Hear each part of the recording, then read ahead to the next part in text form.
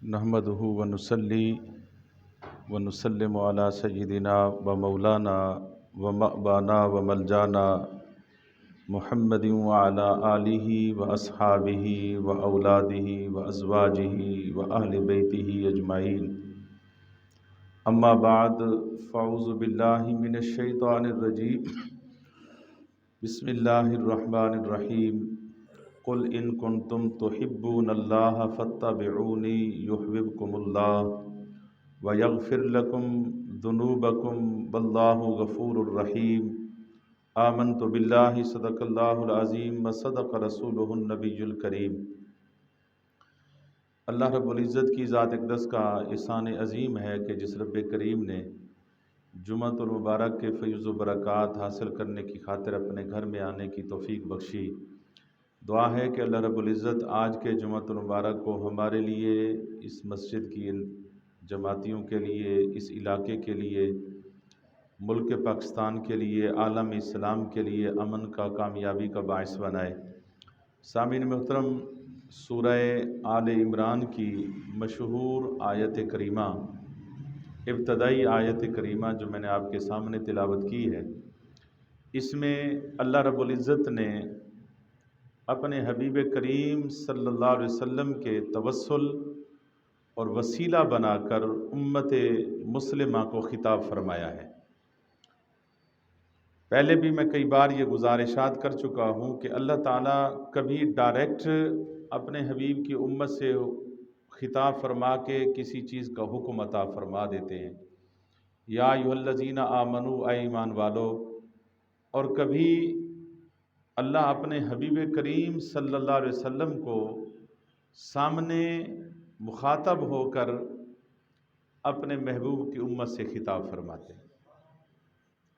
और इस आयत करीमा में अल्लाह ने खिताब अपने हबीब की उम्मत को फरमाया, लेकिन मुखातब अपने हबीब को फरमाया। कुल, महबूब आप इन्हें कह दें, इन कुंतुम तुहिब्बूनल्लाह, अगर तुम अल्लाह से मोहब्बत करते हो, अगर तुम अल्लाह से मोहब्बत करने का दावा करते हो, और यकीनन हर अहले ईमान का ये दावा है कि हम अल्लाह के साथ मोहब्बत करते हैं, तो फरमाया कि उस दावे के सबूत के लिए एक कंडीशन है, शर्त है कि क्योंकि जब दावा होता है तो बग़ैर दलील के वो कबूल नहीं होता।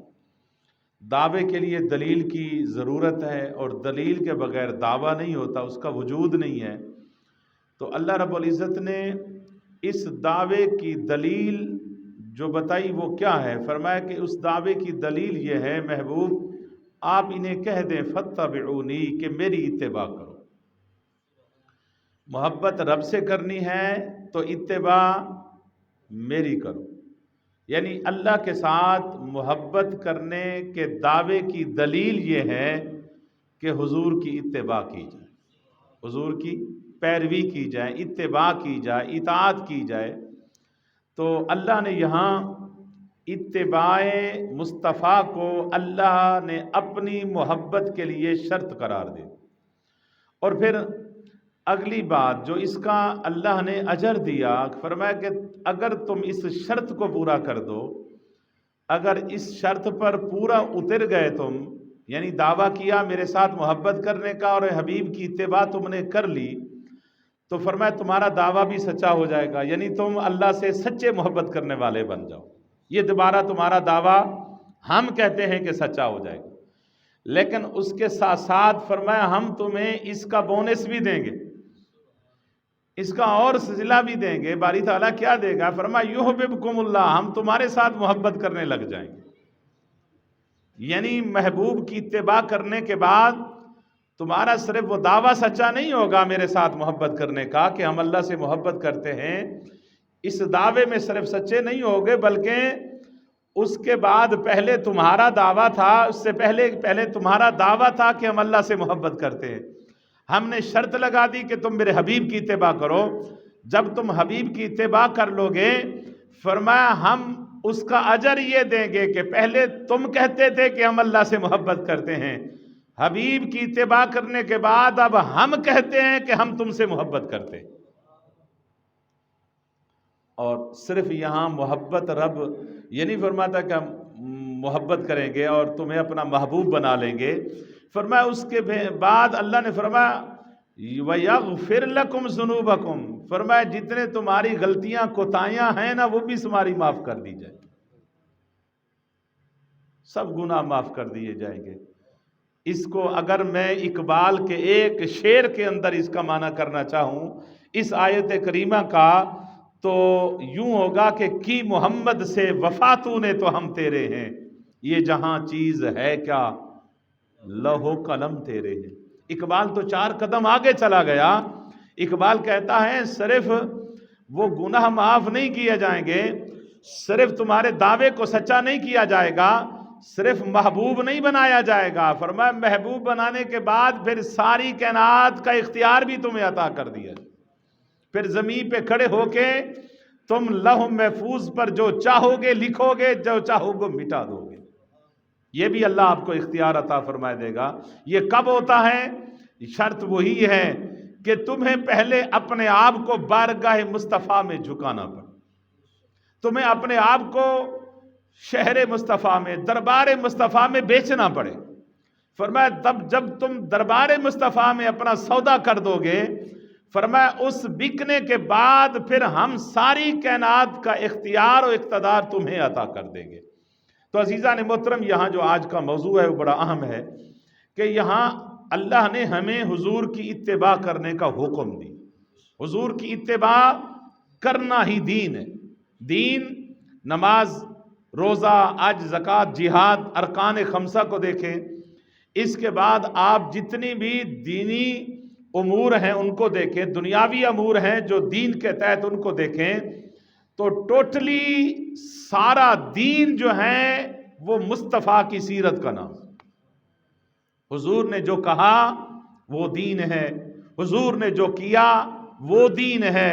حضور کے سامنے کسی نے کوئی کام کیا حضور خاموش رہے، کوئی لفظ حضور نے نہیں بولا، حضور نے نہ منع کیا نہ اس سے روکا نہ حکم دیا کرنے کا، صرف حضور کے سامنے وہ کام ہوا. بس کسی نے حضور کے سامنے کام کیا، حضور نے نہ اسے کرنے کا حکم دیا نہ اس سے منع فرمایا، وہ بھی ہمارے لیے دین بن گئے. اس لیے آقا علیہ الصلوۃ والسلام کی احادیث مبارکہ کی جب قسمیں محدثین لکھتے ہیں تو اس میں یہ بھی قسم ہے حدیث کی، حضور کی ایک ہے قولی حدیث جو حضور نے اپنی زبان سے ارشاد فرمایا، ایک ہے فعلی حدیث جو حضور نے زبان سے تو نہیں فرمایا، حضور نے اپنے وجود سے اس پر عمل کیا، عمل کر کے دکھایا، وہ فعلی حدیث بن گئی. ایک ہے تقریری حدیث جس کو کہتے ہیں. تقریری حدیث وہی ہے حضور کے سامنے جو کوئی کام ہوا حضور نے نہ منع کیا نہ حکم دیا، وہ بھی حدیث بن گئی، وہ بھی دین کا حصہ بن گئی. کئی کام شریعت کے ایسے ہیں جو حضور نے نہ کیے ہیں نہ حضور نے حکم دیا ہے، وہ کام ایسے ہیں جو حضور کے سامنے صحابہ نے کیے اور آقا علیہ الصلوۃ والسلام نے اس سے منع نہیں فرمایا تو وہ کام دین بن گئے. اب کوئی عالم، کوئی مسئلہ، کوئی فرقے والا اس کو رد نہیں کر سکتا جو حضور کے سامنے کام ہو گیا. تو آقا علیہ الصلوۃ والسلام کی سیرت طیبہ مکمل دین ہے. اور صرف آقا علیہ الصلوۃ والسلام نے ہمیں دینی امور یا مذہبی امور کو سمجھانے کے لیے اپنی سیرت نہیں عطا فرمائی، بلکہ آقا علیہ الصلوۃ والسلام نے دنیاوی کام کو سر انجام دینے کے لیے اپنی سیرت طیبہ عطا فرما دی. ہر وہ کام جو دین سے تعلق رکھتا ہے یا وہ دنیا سے تعلق رکھتا ہے، عبادات کا ہو یا معاملات کا معاملہ ہو، یہ نہیں ہو سکتا کہ اس میں آقا علیہ الصلوۃ والسلام نے ہماری تربیت نہ فرمائی. ہر وہ کام جو دنیا کا ہے یا دین کا ہے، ہر دنیاوی اور دینی کام کے لیے میرے مصطفیٰ نے ایک سیرت عطا فرما دی. حضور نے کام کرنے کا حکم دیا، کس طرح سر انجام دینا ہے، کس طریقے سے سر انجام دینا ہے. شریعت دنیاوی امور کو بھی اور دینی امور کو بھی، معاملات کو بھی اور عبادات کو بھی جلد بازی کے ساتھ، بھاگ دوڑ کے ساتھ، ہنگامہ آرائی کے ساتھ سر انجام دینے کو ناپسند کرتی.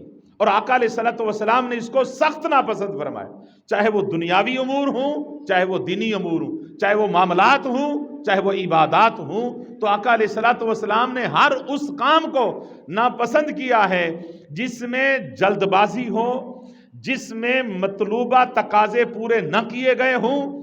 ایسے کام کرنے کو آقا علیہ الصلوۃ والسلام نے سخت ناپسند فرمایا ہے۔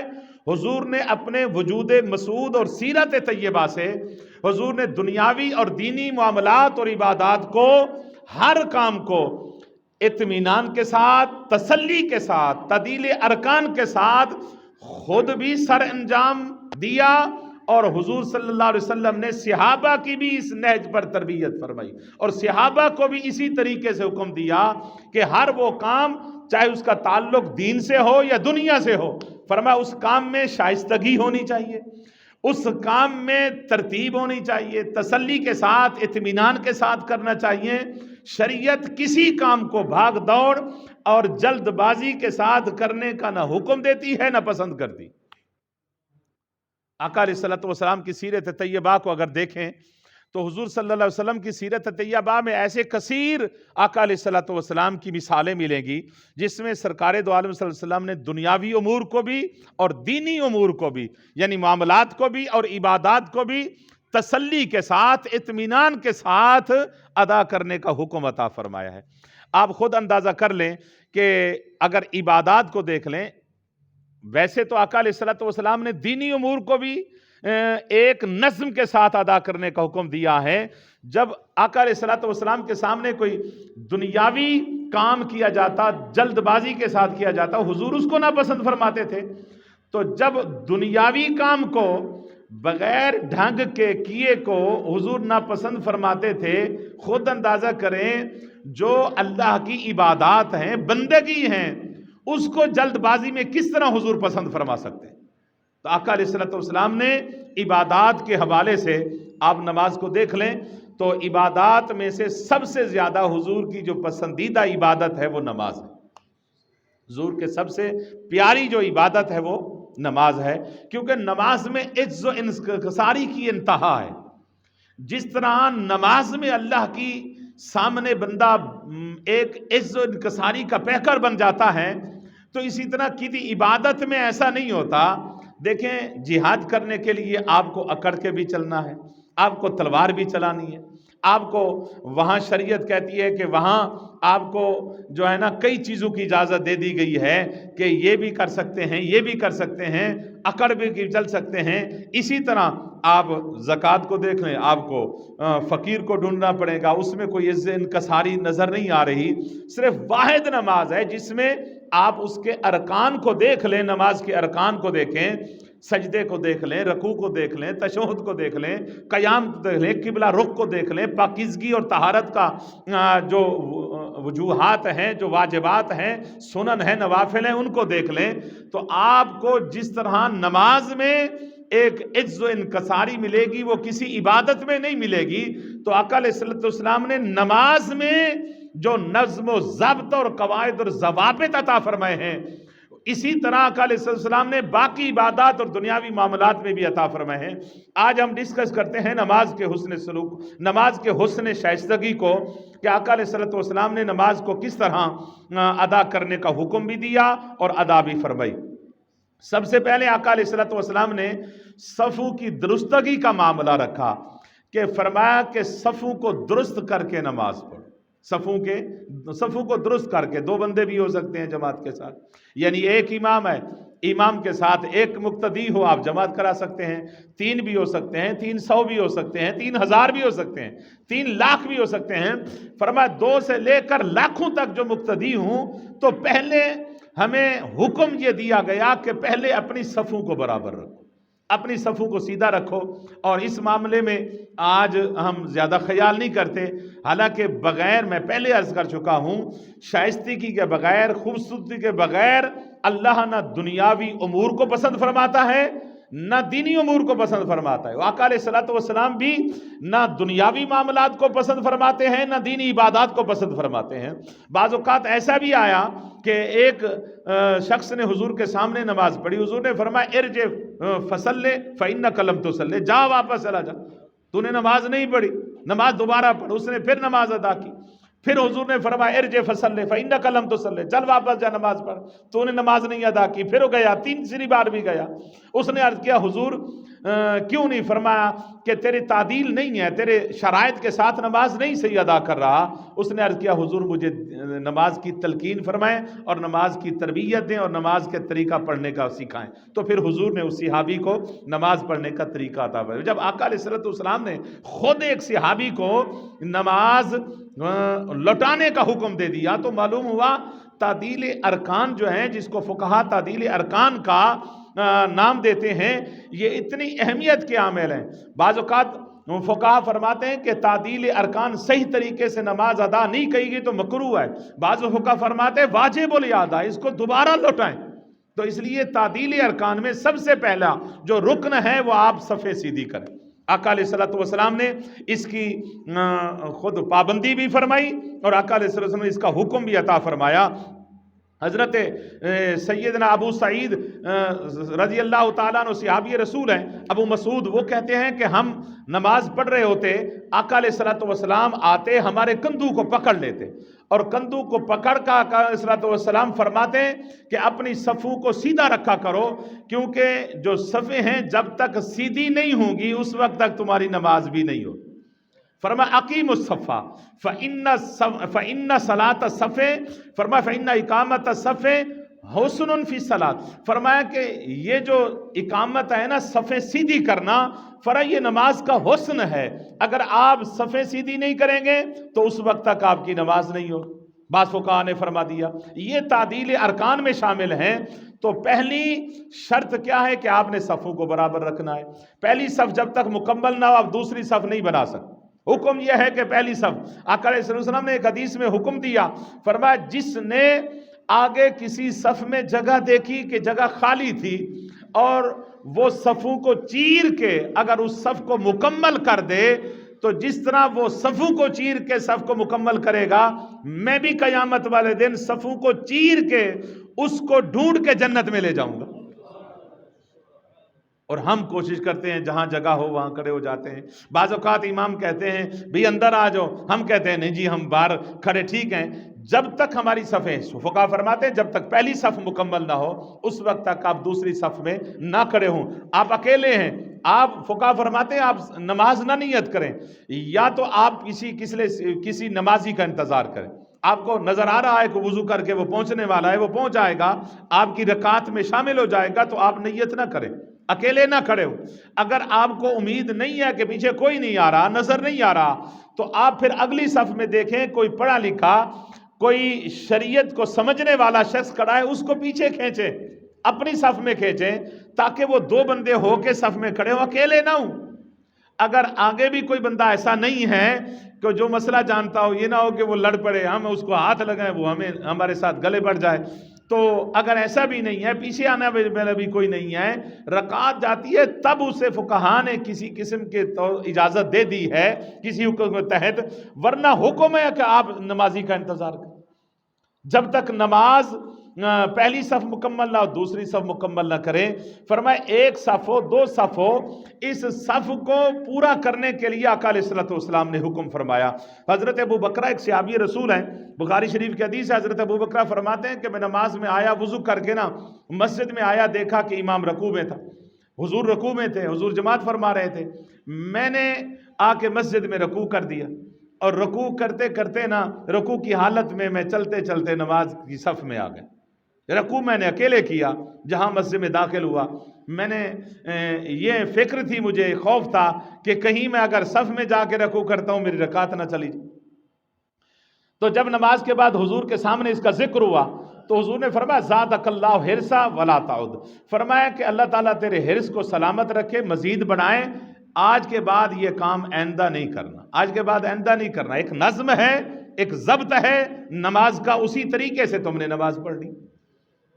تو اس لیے عزیزان محترم یہ چیزیں ہمیں بچوں کو بھی سکھانی چاہیے، ہمیں دوسروں کو بھی سکھانی چاہیے، خود بھی سیکھنی چاہیے، کہ تاکہ نماز کا جو حسن ہو وہ صحیح طریقے سے، اس میں یہ نہیں ہے کہ صرف ثواب زیادہ ہوگا، اس میں ایک معنوی طور پر برکتیں تو ہیں اس میں، اللہ نے اس کی برکتیں بہت ساری رکھی ہیں۔ اس میں معنوی طور پر برکتیں اور فضیلتیں بھی ہیں، لیکن ایک ظاہری طور پر بھی کوئی حسن اور خوبصورتی نظر آتی، دلکش نظارہ نظر آتا ہے کہ صفیں کسے سیدھی کرے ہیں۔ ایک میسج ہے عالمی دنیا کو، دوسرے کو، ہم جب ایک امام کے پیچھے، جو ایک امام ہے ہم میں سے ہے، ہم اس کے پیچھے اتنے صف بستہ ہو کے کھڑے ہیں، تو جب رب نے اپنے دین کے لیے بلا لیا تو ہماری اس وقت نظم و ضبط کا عالم کیا ہوگا۔ تو اس لیے ہمیں سب سے پہلے آقا علیہ السلام نے نماز کے لیے جو ترغیب بتائی، صفوں کے لیے تعدیل ارکان کو بھی اسی لیے حکم خشوع خضوع کے ساتھ نماز پڑھنا۔ اللہ تعالیٰ نے بار بار قرآن مجید فرمایا فَعْبُدُوا اللَّهَ مُخْلِصِينَ لَهُ الدِّينَ، فرمایا اللہ کی عبادت کرو خالص بن کر۔ ایک صحابی کو حضور نے دیکھ کر فرمایا صحابی چاہے عبادت تھوڑی کی کر لیکن اخلاص کے ساتھ، جو اخلاص کے ساتھ کی جاتی ہے نا عبادت۔ دیکھیں نا جی، آپ نے 100 رکعتیں پڑھ لی، اس کا تعدیل ارکان کا خیال نہیں کیا، یعنی سجدے، رکوع، قوما، تشہد کا آپ نے خیال نہیں کیا، آپ نے 4 رکعتیں نماز پڑھی صحیح تعدیل ارکان کے ساتھ ادا کرتے ہوئے، تو وہ 4 رکعتیں آپ کی 100 رکعتوں پر بھاری ہو جائیں گی۔ اللہ ہماری مقدار کو نہیں دیکھتا، اللہ ہماری عبادت کے معیار کو دیکھتا ہے۔ اللہ کے ہاں مقدار نہیں دیکھی جاتی، اللہ کے ہاں معیار دیکھا جاتا ہے، اخلاص دیکھا جاتا ہے۔ ہمارے لمبے سجدوں کو نہیں دیکھتا، لمبے قیام اور رکوع کو نہیں دیکھتا، اللہ ہمارے دل کے جذبے اور کیفیت کو دیکھتا ہے۔ ورنہ اگر زیادہ لمبے رکعتوں کو دیکھا جاتا، صحابہ کرام کوئی ساری رات شب زندہ دار نہیں تھے کہ ساری رات عبادت کرنے والے تھے۔ صحابہ کرام وہ پوری دہر، پورے زمانے کے روزے رکھنے، پوری زندگی کے روزے رکھنے والے نہیں تھے، پھر بھی ان کے ایک سجدے ہمارے سجدوں سے بھاری کیوں ہو گئے؟ کہ ان کے اندر اخلاص اور محبت کا جذبہ اتنا تھا جو ہم میں سے نہیں ہے۔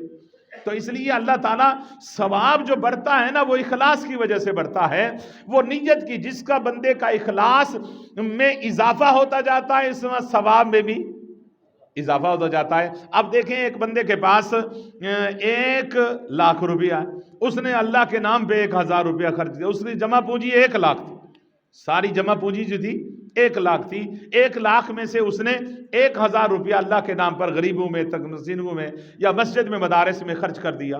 اور اس کے مقابلے میں ایک بندہ ایسا تھا جس کی ساری جمع پونجی 1,000 تھی، اس نے بھی 1,000 بھی اللہ کے نام پہ خرچ کر۔ 1,00,000 والے نے بھی کتنا خرچ کیا؟ 1,000 روپیہ۔ 1,000 والا جس کی جمع پونجی ساری 1,000 تھی، اس نے بھی 1,000 روپیہ خرچ دیا۔ اب مقدار تو برابر ہے نا، اس نے بھی 1,000 روپیہ خرچ کیا اللہ کے نام پر، اس نے بھی 1,000 خرچ کیا۔ اب مجھے بتائیں کہ کیا ثواب دونوں کو برابر ملے گا؟ 1,000 اللہ 1,000 نہیں دیکھے گا، اللہ اس کا اخلاص دیکھے گا۔ اس کے پاس 1,00,000 تھا، 1,00,000 میں سے اس نے 1,000 خرچ کیا، اس کے پاس 1,000 تھا، اس نے سب کچھ خرچ کر دیا۔ اس کو ثواب ملے گا 1,000 کا، اس کو ثواب ملا ساری جائیداد کو قربان کرنے کا، ساری جائیداد کو قربان کرنے کا۔ دیکھیں حضرت سیدنا ابوبکر صدیق کے بارے میں جو حدیث آتی ہے کہ اس وقت حضرت عمر کے پاس بہت مال تھا۔ جب آقا علیہ السلام نے غزوہ تبوک کا اعلان فرمایا، حضرت عمر فرماتے ہیں میرے پاس بہت مال تھا۔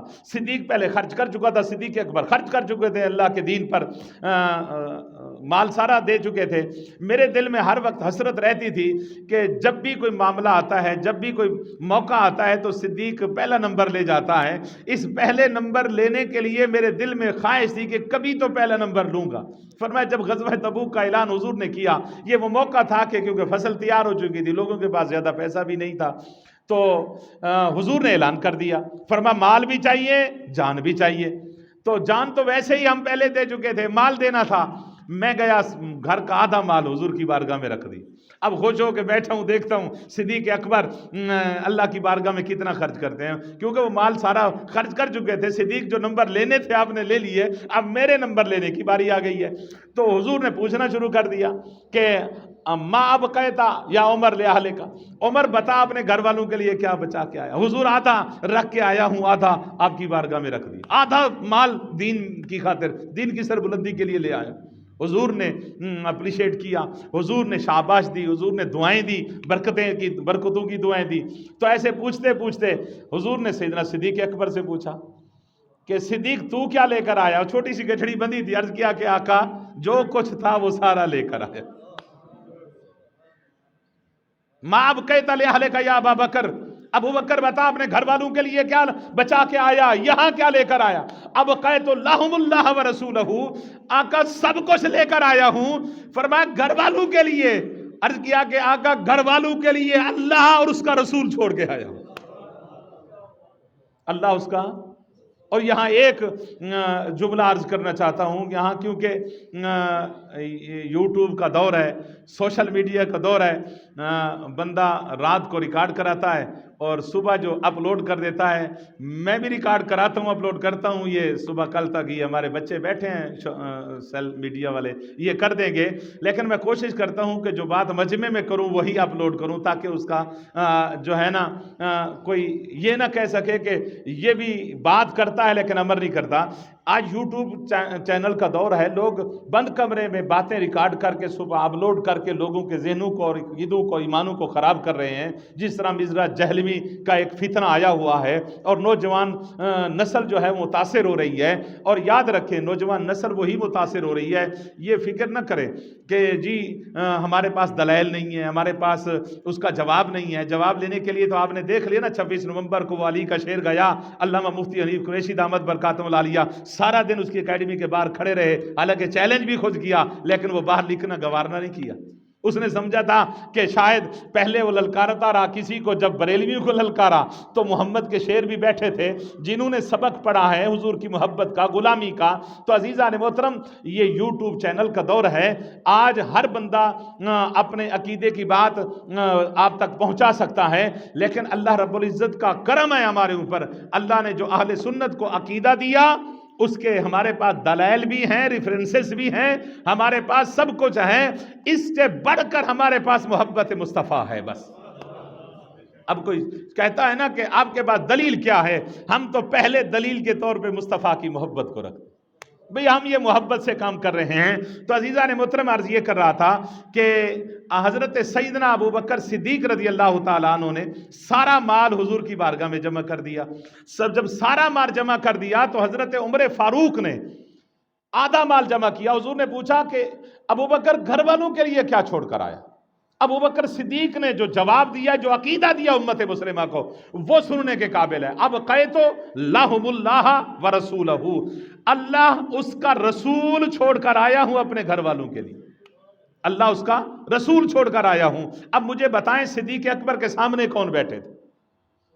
اللہ کے رسول صدیق اکبر کے سامنے بیٹھے تھے، اور صدیق اکبر نے کیا کہا کہ میں گھر میں کیا چھوڑ کر آیا ہوں؟ اب اس کا معنی کرے نا کہ میرے لیے میرا رب، میرے لیے میرا اللہ اور اس کا میرا رسول کافی، میرے لیے آقا اللہ اس کا رسول کافی ہے۔ یہ جملہ ملتا ہے جی میرے لیے اللہ ہی کافی ہے، یہ رسول کا کہنا یہ شرک ہے۔ میں آپ سے پوچھنا چاہتا ہوں کوئی ایک صحابی کا قول بتا دیں جس نے کہا کو میرے لیے اللہ کافی ہے۔ اللہ کی عزت کی قسم صحابہ کرام کی زندگی بھری پڑی ہے، حدیثیں اٹھا کر دیکھیں، جب بھی صحابہ کوئی بات کرتے تھے رسول کے بغیر اللہ کا اکیلے نام بھی نہیں لیتے تھے۔ حق اللہ و رسولہ عالم، اللہ اس کا رسول بہتر جانتا ہے۔ کسی کو رخصت کرتے تو کہتے تھے فی امان اللہ و رسولہ، جاؤ اللہ کی رسول امان اور رسول کی امان میں چلے جاؤ۔ صحابہ کرام کا یہ ایمان تھا کہ ہر وقت وہ اللہ کے ساتھ مصطفیٰ کی ذات کو شامل رکھتے تھے۔ اور یہاں سے صدیق اکبر نے یہ فرما دیا اب قیت لہم اللہ و رسولہ، اللہ اس کا رسول چھوڑ کر آیا ہوں۔ اب صدیق اکبر کے پاس جو مال تھا وہ تھوڑی سی گٹھڑی تھی، ہیں جی کپڑے تھے وہ اتار کے رکھ دیے، ٹاٹ کا لباس پہنا ہوا تھا۔ حضرت عمر فاروق پوری جائیداد آدھا حصہ حضور کی بارگاہ میں ڈھیر لگا ہوا ہے سیدنا حضرت عمر فاروق کی مال کا۔ تو حضور نے حضرت سیدنا صدیق اکبر سے پوچھا حضور سب کچھ لے آیا ہوں، اگر کسی دیوار پہ کوئی سوئی بھی کھڑی تھی، کل بھی کھڑا تھا، وہ بھی میں نے نکال کے نا آپ کی بارگاہ میں رکھ دیا، جو کچھ تھا وہ سب کچھ آپ کی بارگاہ میں لے کر آیا ہوں۔ تو اللہ نے وحی بھیج دی، جبریل امین آ گئے، جبریل امین آ کر کہا کہ آقا اللہ فرماتا ہے ایک تو میرے صدیق کو سلام بھی دے دیں، ذات صدیق کے ساتھ یہ بھی پوچھیں صدیق سے، صدیق اس حالت میں یعنی ٹاٹ کا لباس پہن کر جو بیٹھا ہوا ہے اس حال میں میرے اوپر بھی راضی ہے یا نہیں ہے؟ یہ تمغہ ملا صدیق اکبر کو جائیداد کی وجہ سے نہیں، اخلاص کی وجہ سے۔ اللہ جائیداد کو نہیں دیکھتا، اللہ اخلاص کو دیکھتا ہے، اس لیے عبادات میں بھی اللہ اخلاص کو دیکھتا ہے۔ آج ہماری نوجوان نسل جس طرح اخلاص سے عاری ہو رہی ہے، اخلاص سے دور ہوتی جا رہی ہے، سب سے پہلے تو ہمیں تعدیل ارکان کو دیکھنا ہوگا، نماز کے ارکان کو، نماز کے جو تقاضے ہیں وہ پورے کرنے پڑیں گے۔ رکوع کیسے کرنا ہے، سجدہ کیسے کرنا ہے، قومہ کیسے کرنا ہے، جلسہ کیسے کرنا ہے، یہ دیکھنے پڑیں گے خشوع خضوع کے ساتھ۔ بلکہ فقہا فرماتے ہیں یہ جو خشوع خضوع کا حکم ہے نا، فرمائے یہ تعدیل ارکان، یعنی صحیح طریقے سے نماز کے ارکان کو ادا کرنا، یعنی قیام صحیح طریقے سے کرنا، قومہ صحیح طریقے سے کرنا، اطمینان و خوبصورتی کے ساتھ، وقار کے ساتھ نماز کو ادا کرنا، فرمائے یہ خشوع خضوع کے قائم مقام ہے، یہ خشوع خضوع کے قائم مقام ہے۔ اگر ہم صحیح چاہتے ہیں کہ نماز اللہ کی بارگاہ میں ہماری پسند ہو تو بھائی جو پسندیدہ طریقہ میرے مصطفیٰ نے بتایا ہے وہ ہے تعدیل ارکان، صحیح طریقے سے نماز ادا کرنا، صفوں کو صحیح کرنا، یہ بھی تعدیل ارکان میں شامل ہیں۔ اور دوسری بات ہمیں حضور نے یہ بھی تعلیم فرمائی کہ لمبی نماز نہ پڑھایا کرے۔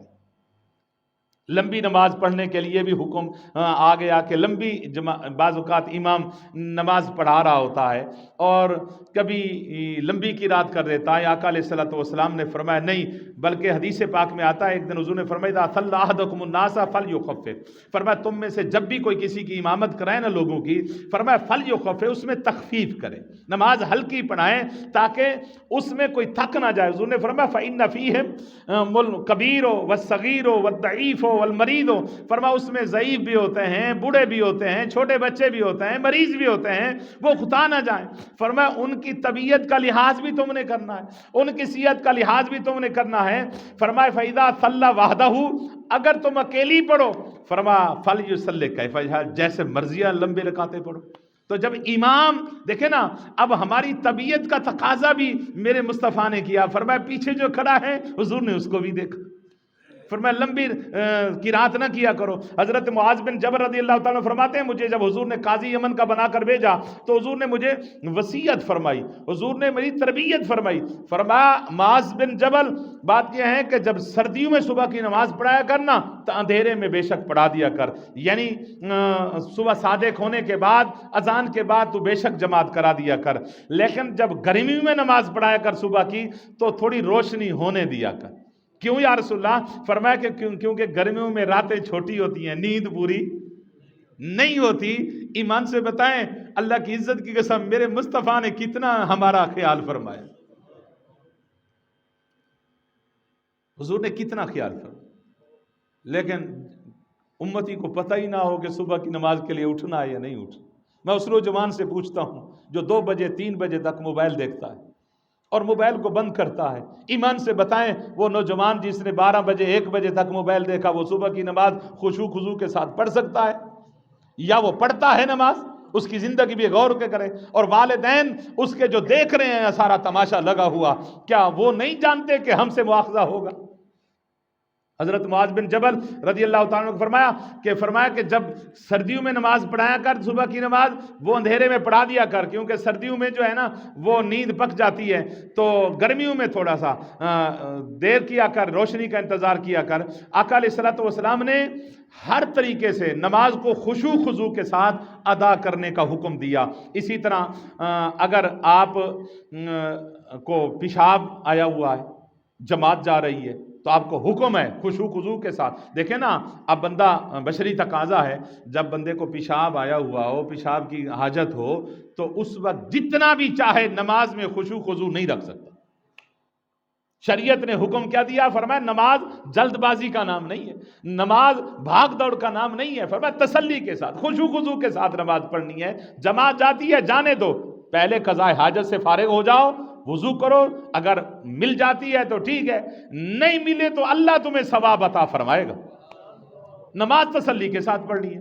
اسی طرح واضح و نصیحت کے لیے آقا علیہ الصلوۃ والسلام نے طبیعت کا خیال فرمایا۔ حضور روزانہ خطاب نہیں فرماتے، آج مسجدوں میں روزانہ سویرے مولوی صاحب سپیکر کھول کے بیٹھ جاتے ہیں، ہمارے لوگ ہمیں فون کرتے ہیں جی ہمارا مولوی صبح ہمیں نیند نہیں کرنے دیتا، بیمار ہوتا ہے کوئی، بھئی بیمار بھی ہوتا ہے اس کا لحاظ میرے مصطفیٰ نے فرمایا، حضور نے فرمایا لمبا زیادہ ذکر نہ کیا کرو، اونچی آواز سے ذکر نہ کیا کرو، ہو سکتا ہے کوئی مریض ہو سکتا ہے کوئی بیمار ہو سکتا ہے کوئی نیند کر رہا ہو، اس کی نیند میں خلل آ جائے، تو لہٰذا بلند آواز سے اس لیے فقہا فرماتے ہیں نماز کے بعد بلند آواز سے ذکر کرنا منع کر دیا گیا تاکہ کسی کی نماز میں خلل نہ ہو۔ اگر اکیلے بیٹھے ہیں، فقہا فرماتے ہیں کوئی آ گیا نماز پڑھنے کے لیے، فوراً آپ اپنی آواز کو دھیما کر دیں، ذکر کر رہے ہیں تو اپنی آواز کو دھیما کر دیں۔ آقا علیہ الصلوۃ والسلام صحابہ فرماتے ہیں کہ ہم حضرت ابو قتادہ رضی اللہ تعالیٰ عنہ حدیث کے راوی ہیں، فرماتے ہیں ہم اعتکاف میں بیٹھے تھے آقا علیہ الصلوۃ والسلام کی مسجد میں، مسجد نبوی میں بیٹھے تھے، اور ہم لوگ قرآن بلند آواز سے سارے پڑھ رہے تھے۔ حضور نے پردہ ہٹایا، فرمایا ہر بندہ قرآن پاک میں اللہ سے سرگوشی کر رہا ہے، فرمایا سرگوشی کرنے میں اللہ کے ساتھ کسی کو اذیت نہ دیا کرو، ایسا آواز میں قرآن پڑھا کرو۔ حضور روزانہ خطاب نہیں فرماتے تھے، حالانکہ حضور کے خطاب کی ضرورت کتنی تھی، حضور ایک خطاب، ایک جملہ ارشاد فرماتے دل بدل جاتے تھے، ہے جی۔ اور مجھے بتائیں کہ مصطفیٰ خطاب کرنے والے ہوں، حضور خطاب فرما رہے ہوں، یار بندے کا کیا دل تھک جائے گا، جسم تھک جائے گا، کان تھک جائیں گے۔ بابا وہ تو ایسی میٹھی بولی تھی جس کی زبان پہ رب بولتا ہے، اس زبان کی چاشنی کا عالم کیا ہوگا، اس زبان کی مٹھاس کا عالم کیا ہوگا، اس زبان کے لہجے کا عالم کیا ہوگا۔ لیکن میرے مصطفیٰ روزانہ نہیں بیان فرماتے تھے۔ صحابہ فرماتے ہیں حضور ہماری طبیعت کا بھی لحاظ فرماتے تھے، ہماری تھکاوٹ کا بھی لحاظ فرماتے تھے، ہفتے میں 3 دن گفتگو فرماتے تھے، تربیت کرتے تھے، 2 بار خواتین کے لیے حضور اہتمام فرماتے اور 1 بار مردوں کے لیے اہتمام فرماتے۔ اسی طرح نماز کے تمام ارکان تو دیکھ لیں۔ نماز کے علاوہ اگر آپ دنیاوی امور کو دیکھیں تو دنیاوی امور کو بھی میرے مصطفیٰ نے ہمیں سر انجام دینے کے طریقے بتائے ہیں۔ اللہ سے دعا ہے کہ اللہ کریم ہمیں معاملات اور عبادات کو صحیح طریقے سے، تسلی کے ساتھ، خوبصورتی کے ساتھ ادا کریں گے تو اس کی برکت بھی ہے، فضیلت بھی ہے، ثواب بھی ہے۔